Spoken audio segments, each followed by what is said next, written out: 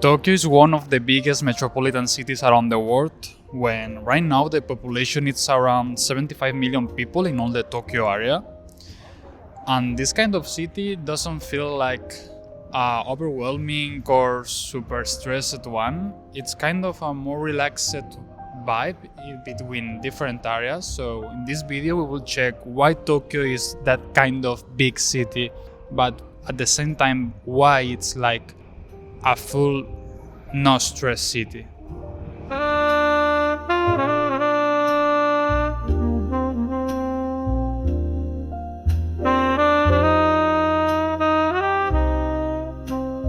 Why does a city like Tokyo, so large, feels calm, efficient, and surprisingly human?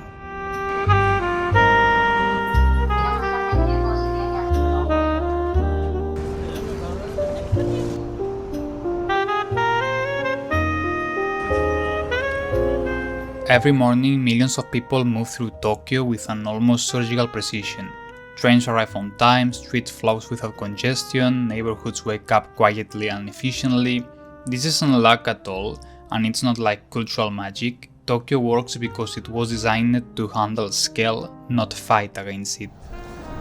When most people think about Tokyo, they think about the Shibuya crossing, neon lights, endless crowds and overstimulation. But living here, reality feels everything different. Day-to-day life is quiet, structured and predictable in the best possible way. And that's when you realize that Tokyo isn't impressive because of how much happens here. It's impressive because of how little friction exists between millions of individuals here in the same city, in the same time, in the same day, everything at the same. To understand why Tokyo works, we first need to understand what Tokyo actually is. Tokyo, it's not just a city. It's a massive metropolitan system made up of dozens of interconnected cities. Maybe it's like 5 times London. And when people say Tokyo, they usually imagine a single downtown area, but in reality Tokyo functions as a network of multiple centers, each one with its own life, services, jobs and transportation, and this detail change like everything. Unlike many Western cities that rely on one central business district, Tokyo distributes activity across multiple hubs, so this decentralization reduces pressure, shortens commutes, and prevents the city from collapsing into a single congested core like Shibuya Crossing actually, or maybe Shinjuku Station, that are the most crowded stations and areas in all Tokyo.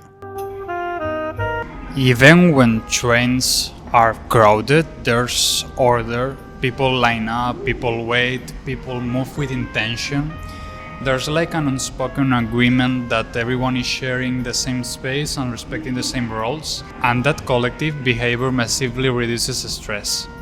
From the 2 months that I'm living here, what surprised me the most wasn't the efficiency itself, but how normal it feels once you live here. You stop thinking about logistics, you stop worrying about time. Maybe in Barcelona, when I was living there, it was like a kind of a big mess. And when a city removes friction from your daily life, it frees up mental space, and that space changes how you experience work or relationships and even yourself. It's super cold right now in Tokyo. It's like 2 grades centigrades. And I'm gonna grab, I think, some coffee and stay a bit more warmer for a short time. But also I want to go with you to a shrine because today is 1st of January 2026 actually, and I want to do this kind of lucky paper thing that they do like a tradition here in Japan. So let's give it a try and let's see how the 2026 year it's working for me. Someone asked for a fit check, so today I'm in a basic one. The good things I'm wearing are the boots, vintage Spanish one brand. I will stay comfy.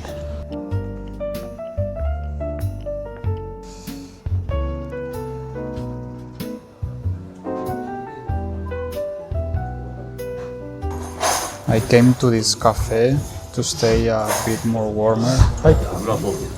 Arigatou gozaimasu. So I ordered some coffee and this super toast. And as I was saying, I'm here to stay more warmer today because it's super cold outside. But I wanted to talk about more things of Tokyo.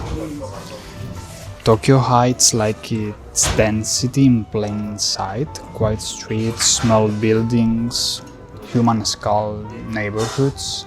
Instead of vertical megastructures everywhere, the city spreads itself like horizontally.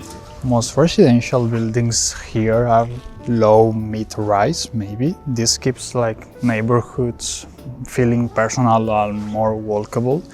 Because you have this kind of parkings, for example, but the road it's good for walking because there's no too much cars in the road.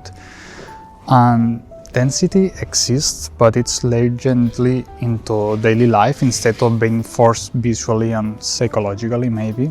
For example, riding a bike here in Tokyo, it's super nice and super convenient to go to groceries and daily life.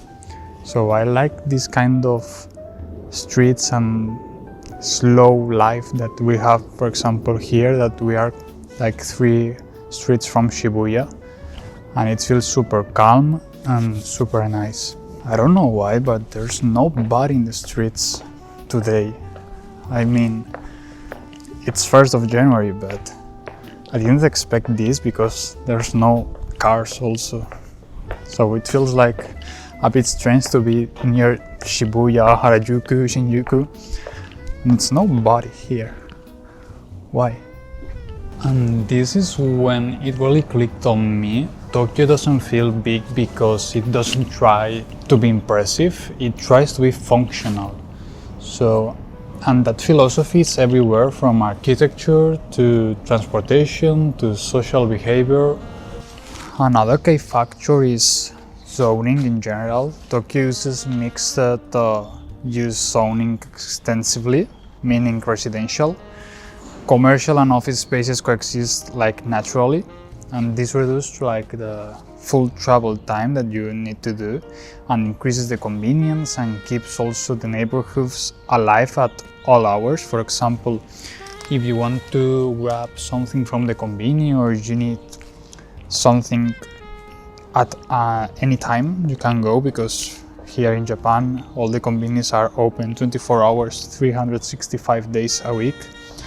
So that's a good way, and you can find all these kind of convenience stores in every hood, in every area. So that's a super Japan kind of thing.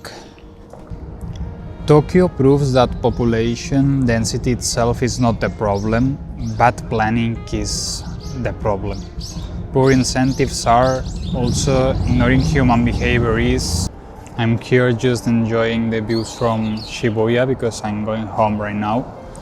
And I want to talk also that in many cities growth happens faster than planning. For example, in Tokyo, planning anticipates all the growth that are planned.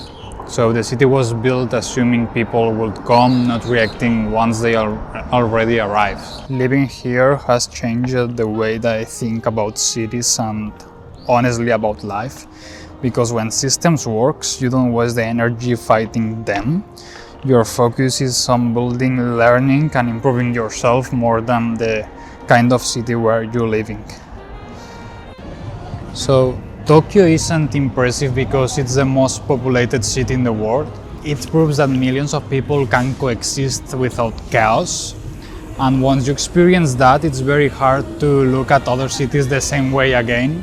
Because Tokyo has something more special and something more structured than other cities, for example, in Europe. And in general in Asia also. China works also good, but Japan has like this instinct that it's fully better.